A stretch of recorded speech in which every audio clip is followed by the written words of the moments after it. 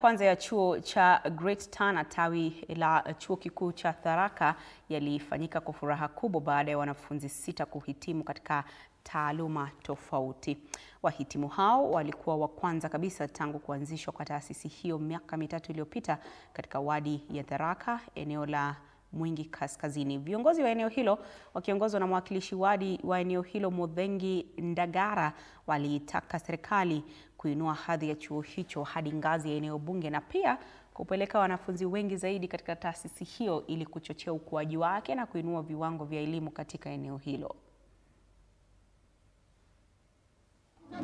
Kama kiongozi nikishirikiana na professionals wa eneo hili tuliweza kuungana na tukasema kwamba lazima branch ya Tharaka University iweze kuja hapa karibu hapa kwetu The Vision of County, ndiposa tuweze kuhakikisha kwamba masomo ya hali ya juu ama ya kiwango cha juu yamefikia watu mashinani.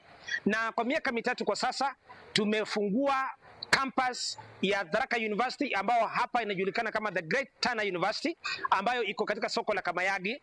Na sasa kwa sasa tunashukuru sana hii leo manake tumepata graduates wa kwanza wale ambao wamekwisha kuhitimu kwa shahada, stashahada na certificates. Na kwa hivyo hiyo ni mwamko mkubwa zaidi na vile vile ni hatua kubwa zaidi kwa watu wa hapa.